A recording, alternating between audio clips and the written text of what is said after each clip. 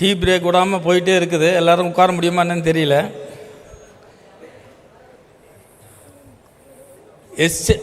SN chairman திரு நீதிமோகன் அவர்களே, நான் இங்கு வர காரணமாக இந்த கன்வீனர் திரு நடேசன் அவர்களே, ஏனைய நண்பர்களே, அனைவருக்கும் காலை வணக்கம். டாப்பிக்கு ஒட்டி நான் எவ்வளோ பேச போகிறேன்னு தெரியல. நான் என்னோடய அனுபவத்தை தான் நான் இங்கே ஷேர் பண்ண போகிறேன். பொதுவாக எஸ்ஸை பற்றி நான் ரொம்ப ஆச்சரியப்பட்டது உண்டு. ஒரு 2 எஸ் சாப்டருக்கு நான் போயிருக்கேன், பார்த்து ஆச்சரியப்பட்டது உண்டு. ஒன்று ராம்நாடு, இன்னொன்று ஈரோடு. இது இப்போ ஒரு சிட்டிக்கெல்லாம் இந்த சாப்டர் தேவையோ இல்லையோ, கண்டிப்பாக ரூரலுக்கு இந்த எஸ் சாப்டர் ஒரு பெரிய ரோல் பண்ணிகிட்ருக்கு. அவங்கள ஒரு ஷேப்பப் பண்ணி ஒரு ரெகுலரைஸ் பண்ணி அவங்கள அடுத்த லெவலுக்கு போகிறதுக்கு எஸ் ஒரு பெரிய வேலையை பண்ணுது. ஜேசிஸ் தான் நான் பொதுவாக விரும்புகிறேன். ஜேசிஸோட பெட்டராக எஸ் நல்லா நடக்குது. இன்னும் நிறையா நடக்கணும், ரூரல் போய் சேரணும். ஆனால் எனக்கு ஒரு வருத்தம் உண்டு, இங்கே ரொம்ப உமன் ஆண்டர்பிரினர்ஸும் ரொம்ப கம்மியாக இருக்காங்க. 97% மேல் தான் நினைக்கிறேன். இன்னி எஸ் உமன் ஆண்டர்பிரினருக்கு ஃபோக்கஸ் பண்ணணும். அடுத்து வரப்போகிற கான்க்ளேவில் உமன் பார்ட்டிசிபென்ட்ஸும் நிறையா இருக்கணும்னு நான் ஆசைப்பட்றேன். ஏன்னா எல்லா இடத்துலையும் ஈக்குவல் அப்படின்னு சொல்கிறோம். ஆனால் எஸ்ஸில் இன்னும் அதை ஃபோக்கஸ் பண்ணலன்னு நினைக்கிறேன். ஃபோக்கஸ் பண்ணால் நல்லாயிருக்கும். பொதுவாக இங்கே எல்லாருக்கும் வந்திருக்கவங்களுக்கு ஒரே நோக்கம்தான் இருக்கும், தொழில் வளர்ச்சி. ஒரு ஒத்த சிந்தனை இருக்கவங்ககிட்ட பேசுகிறது கொஞ்சம் ஈஸி. ஏன்னா நீங்கள் எல்லாருக்குமே என்ன தேடுதல் இருக்குது, வளர்ச்சி வளர்ச்சி வளர்ச்சி. வளராததை யாருக்குமே பிடிக்காது, நமக்கே பிடிக்காது. வளராட்டி நம்மளுக்கே பிடிக்காது. ஒரு செடி வைக்கிறோம், தண்ணி ஊற்றுறோம், அந்த செடி வளரல, அது ஒரு பூ பூக்கலை, காய் காய்க்கல, பழம் தரலன்னா அந்த செடிக்கு யாராவது தண்ணி ஊற்றுவாங்களா? அப்படின்றப்ப நம்ம நிறுவனமோ நம்ம தொழிலோ எப்படியா இருந்தாலும் அதுக்கும் வளர்ச்சி இன்றியமையாதது, நமக்கும் வளர்ச்சி இன்றியமையாதது, ஒரு நிறுவனத்திற்கும் வளர்ச்சி இன்றியமையாதது. அந்த வளர்ச்சியை நோக்கமாக தேடுதலாக தான் இங்கே வந்திருப்பீங்கன்னு நான் நம்புகிறேன். யாரால் வளர முடியும்? ஏற்கனவே பார்த்திபன் சார் சொல்லிட்டாரு, மைண்ட் செட்டு தான் ப்ராப்ளம். பாதி ஆண்டர்பிரினருக்கு எங்கே பிரச்சனைனா அவங்க மைண்ட் செட்டு. அவங்க மைண்ட் செட்டு எவ்வளோக்கு ஓப்பனாக இருக்கோ, அவங்களுக்கு ட்ரீம் எவ்வளோ பெருசாக இருக்கோ, அந்த அளவுக்கு எல்லாராலையும் வளர முடியும். ஆனால் நிறைய பேருக்கு பெருசாக திங்க் பண்ணவே பயமாக இருக்குது. அவங்க பண்ணுற சப்ஜெக்டை பற்றியோ அவங்க பண்ணுற தொழிலை பற்றியோ அவங்களுக்கு டெப்த்து தெரிஞ்சால் அவங்களோட விஷன் பெருசாக இருக்கும், இல்லை ட்ரீம் பெருசாக இருக்கும். அந்த தொழிலை சரியாக புரிஞ்சுக்காதவனால தான் ட்ரீம் பெருசாக வைக்க முடியாது. அப்போ உங்கள் மைண்ட் செட் ஓப்பன் ஆகணுன்னா நீங்கள் பண்ணுற தொழிலை அதிகமாக நேசிங்க, அந்த தொழிலை பற்றி ஜாஸ்தி உள்வாங்குங்க, அதை பற்றின ட்ரீமை பெருசாக்குங்க, அதுக்குள்ளே உங்களை தயார்படுத்திக்கங்க, அதுக்குள்ளே திறமையை கூட்டிங்க, அதுக்கேற்ற மாதிரி செயல்படுங்க. அப்போ தான் கண்டிப்பாக வளர முடியும். இல்லாட்டி வளர்ச்சி சும்மா பேசி இந்த கான்க்ளேவ் அட்டன் பண்ணுறேன், செமினார் போனால், கிளாஸ் போனோம்லாம் நெட்வொர்க்கிங் இருக்கீங்களே வளர்ந்துவீங்களாம் கண்டிப்பாக முடியாது. எத்தனை செமினார் அட்டன் பண்ணிட்டுருக்கீங்க, இங்கேருந்து நீங்கள் என்ன டேக் ஹோம் எடுத்துகிட்டு போகிறீங்க, அதில் நீங்கள் என்ன வளர்ந்தீங்கன்றது ரொம்ப முக்கியம். அதை ஒரு வாட்டி நீங்கள் பண்ணி பார்த்துருங்க. இங்கே நான் பேச வந்தது என்கிட்ட எதுவும் கிடையாது. என்கிட்ட இருக்கிறது ஒன்று அனுபவம். நான் என்னோடய 20 வயசில் தொழிலுக்கு வந்தேன். இப்போ எனக்கு 57 வயசு, 37 வருஷம் என்னோடய அனுபவம்.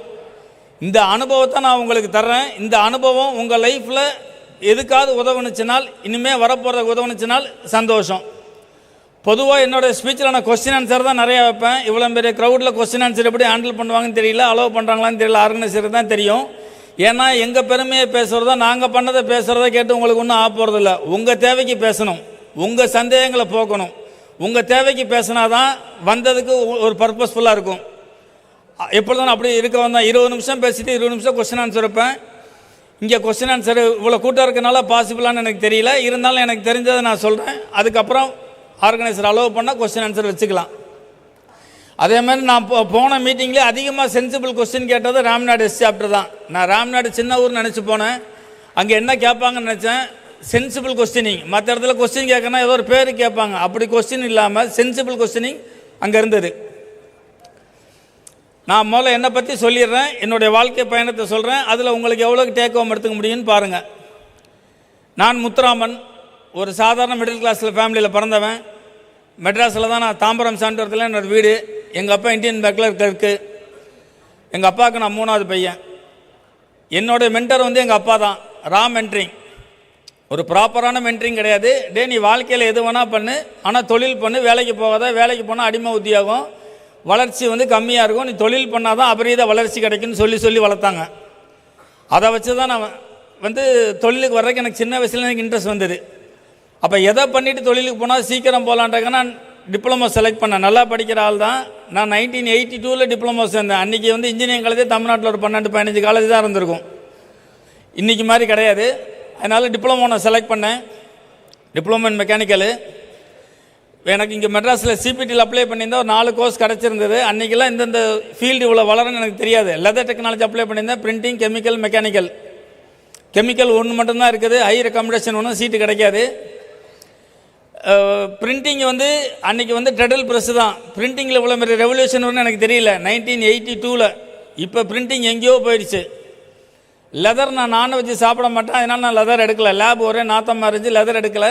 மெக்கானிக்கலுக்கு 3000 லஞ்சம் கேட்டாங்க ஃபார்வர்டு கம்யூனிட்டினால. அந்த 3000 லஞ்சம் கொடுத்து படிக்க நான் தயார் இல்லை. ஏன்னா எனக்குன்னு சில பிரின்சிபிள், சில பாலிசியெல்லாம் வச்சுருந்தேன். எனக்கு கொடுத்த டாபிக் கூட எத்திக்ஸ் தான்.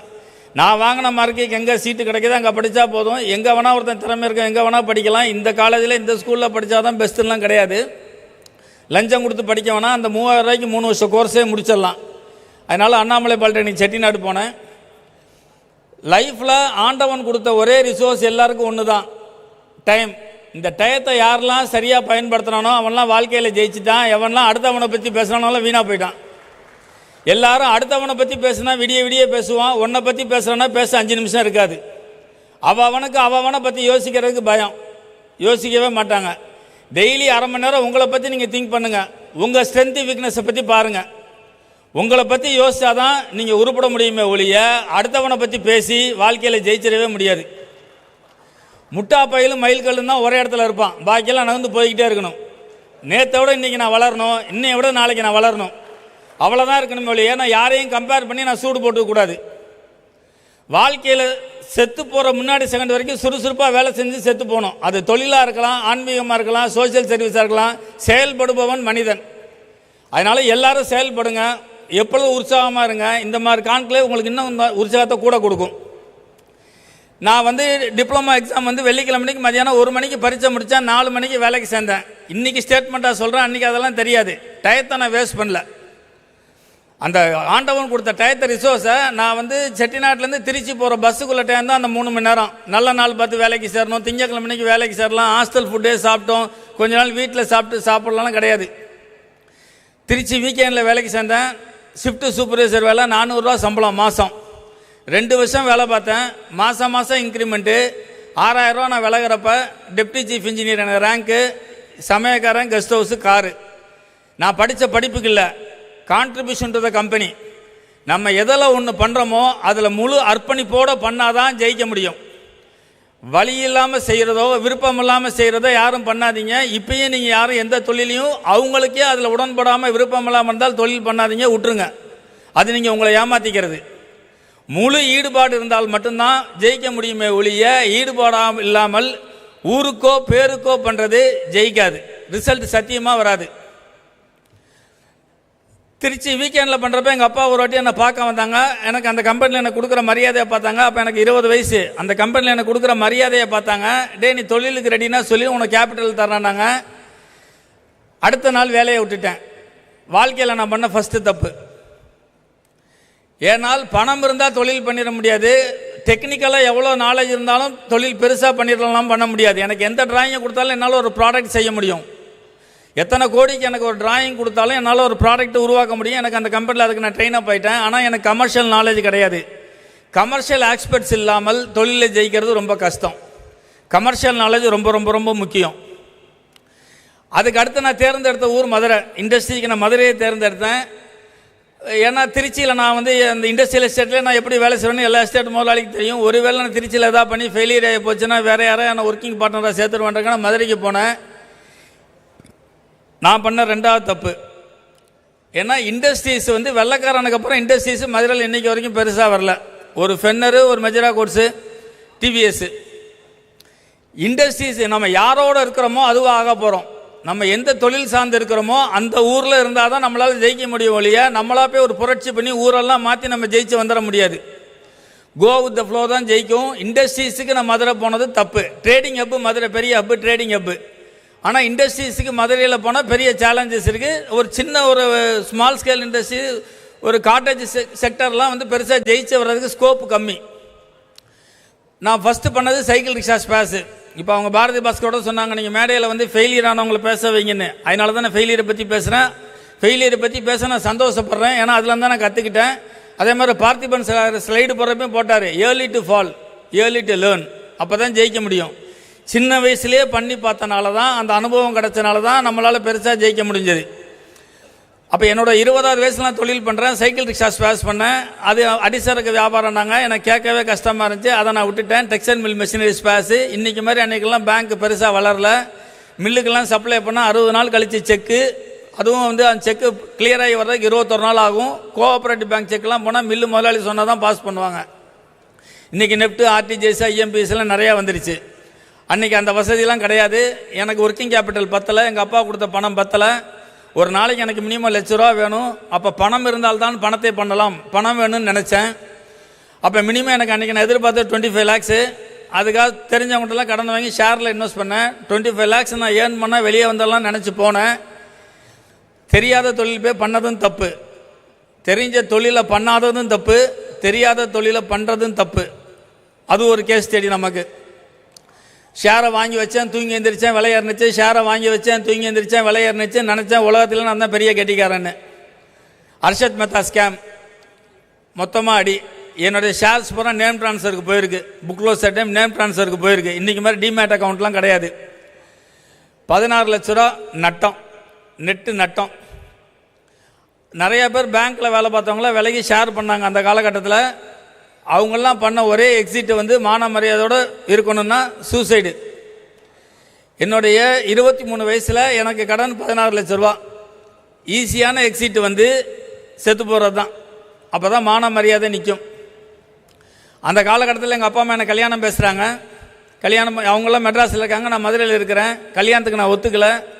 ஏன்டா நாங்கள் தொழிலில் கொஞ்சம் லாஸ், எனக்கு திருப்பி நான் பணத்தை கொடுத்தால் கடன் அடைக்கக்கூடாது, பணத்தை கொடுத்தால் நான் முதலாக வச்சு நான் ஜெயிச்சு வந்தால் கல்யாணத்தை ஒத்துக்கிறேன், இல்லாட்டி கல்யாணம் வேணாம். ஏன்னா என்கிட்ட பணம் வந்தால் நான் சாப்பிட்டு தூங்கலாம், என்கிட்ட காசு இல்லாட்டி தண்ணியை குடிச்சிட்டு தூங்கலாம். என்னை நம்பி ஒரு ஜீவனை நான் எப்படி நான் பட்டினி போட முடியும்? எவ்வளோடா கடன் சொல்லு அப்படின்னாங்க. அன்னையிலேருந்து இன்றைக்கி வரைக்கும் நான் லைஃப்பில் சொன்ன ஒரே பொய்யா தான். எங்கள் அப்பா அம்மாட்ட நான் சொன்ன கடன் வந்து 2 லட்ச ரூபா. திறந்த வாயை 3 நாளைக்கு எங்கள் அப்பா அம்மா மூடல.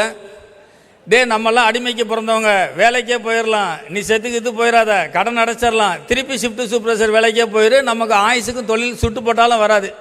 நம்மளாம் பரம்பரையாக அடிமைக்கு இருக்க விரும்புகிறவங்க, நம்ம அடிமை தொழிலே பார்த்துட்டு போயிடும், வேலைக்கே சேர்ந்துட்டு நான் உன்னை தேவையில்லாமல் உசுப்பேற்றி தொழில் பண்ண வச்சுட்டேன், கடன் அடைச்சிடலாம், கல்யாணம் பண்ணிக்க ஒத்துக்க, வேலைக்கு போயிரு.